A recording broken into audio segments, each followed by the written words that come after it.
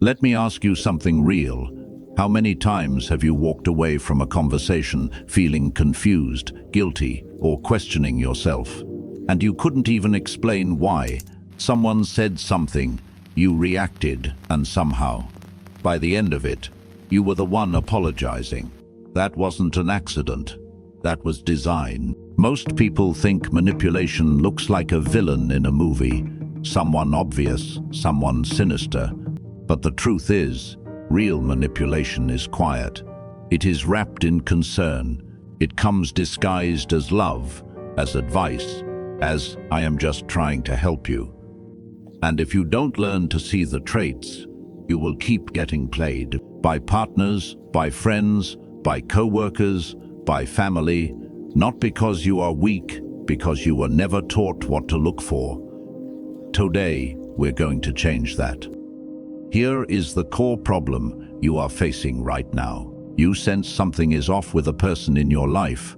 You feel drained after talking to them. You feel small. You feel like you are always in the wrong, but you can't point to a single thing they did that was bad enough to cut them off. That is the trap. Manipulation doesn't announce itself. It works best when you doubt your own perception, and the more emotionally invested you are, the more you love them, respect them, or depend on them, the harder it is to see clearly. You are not confused because you are stupid. You are confused because someone benefits from your confusion. So, why does this keep happening? Why do certain people have this power over you? Here is the brutal truth. Manipulative people are not born special. They're not masterminds. They've simply learned through years of trial and error that certain tactics work on almost everyone. And the reason those tactics work on you is not because you are flawed. It is because you are human. You want to be liked. You want to avoid conflict. You want to believe the best in people. You have empathy, and they use all of it against you. The root of their power is not their intelligence. It is your conscience. They know you won't do to them what they're doing to you. That is the asymmetry. That is the leverage point. On sand, that everything starts to make sense. Now let's talk about what this actually looks like. These are the traits that show up over and over again. And once you see them, you can't unsee them. The first trait, they rewrite reality in real time. You bring up something they said yesterday, they deny it completely. Not a misunderstanding, a flat denial. "I never said that." "You are remembering it wrong." "Why are you making things up?" This is called gaslighting, and it is the foundation of manipulation. The goal is simple. Make you distrust your own memory so you become dependent on their version of events. Over time, you stop trusting yourself entirely. You check with them before believing your own experience. That is not a relationship. That is control. The second trait, they weaponize your emotions against you. Here is how this plays out. You express that something they did hurt you. Instead of addressing it, they flip the script. "Why are you attacking me? You are so sensitive. After everything I've done for you, this is how you treat me." Notice what just happened. Your original point vanished. Now you are defending yourself. Now you are the bad person. Now you are apologizing for having feelings. This is not an argument. This is emotional judo. The third trait, they isolate and undermine you under the guise of care. This is the quietest weapon and the most dangerous one. They don't say, "Stop talking to your friends." They say things like, "I just don't think she is a good influence on you. I am the only one who really understands you. Your family doesn't see your potential the way I do." It sounds like protection. It sounds like loyalty, but the real function is separation. They need you alone because isolated people are easier to control. The fourth trait, they keep you in a constant state of emotional debt. This one is subtle, but devastating.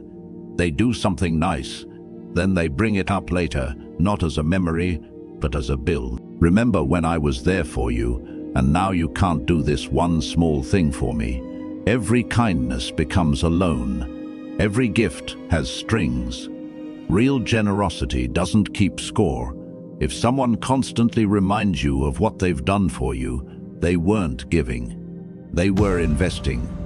The fifth trait, they punish you through withdrawal. Silent treatment, cold shoulder. One word answers. Suddenly, the warmth is gone, and you don't know what you did. So, you scramble, you chase. You apologize for things you are not even sure you did wrong. And that is exactly the point.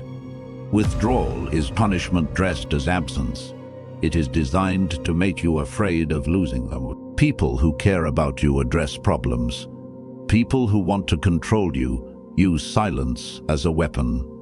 Imagine you have a friend. Let's call her Maya. You've been close for years, but lately, every time you make a decision she disagrees with, she acts wounded. She says you are changing.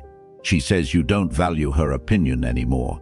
Then she goes silent for 3 days. You feel terrible. You reach out first. You apologize for what? You are not exactly sure, and she forgives you. Warmth returns. Relief washes over you. What just happened? That is not friendship. That is training. So, what do you actually do about it? Here is the answer. It is simpler than you think. But it is not easy. Solution 1.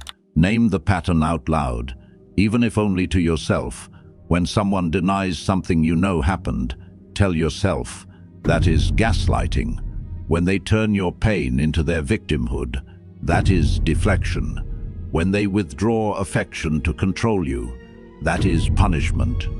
The moment you name a tactic, it loses half its power. Solution 2.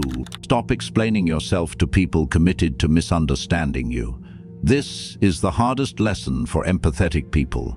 You think if you just find the right words, the right tone, the right moment, they'll finally get it. They won't not, because your explanation is bad, because their misunderstanding is the strategy. So, next time they flip the script, don't defend yourself. Don't explain. Say this instead: I've told you how I feel.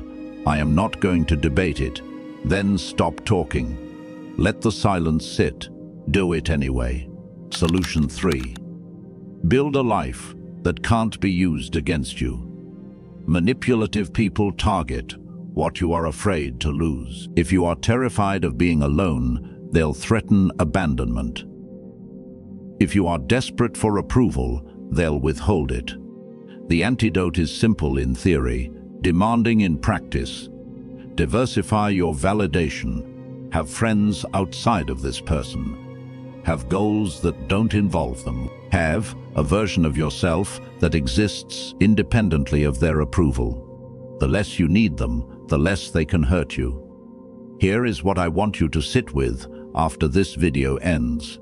Manipulative people are not going to change because you figured them out. They will not appreciate your insight. They will not thank you for setting boundaries. But you will thank yourself. Every time you don't take the bait, every time you let the silence sit, every time you choose clarity over confusion, you take a piece of your life back. The goal isn't to become cold or paranoid. The goal is to become free. Free to trust yourself again. Free to make decisions without someone else's fingerprints all over them. Free to be around people who don't make you feel like you are constantly doing something wrong. That is not too much to ask. That is the baseline. If this video hit something real for you, if you recognized a person, a situation, or that feeling in your gut you've been ignoring, drop a comment with the word clarity.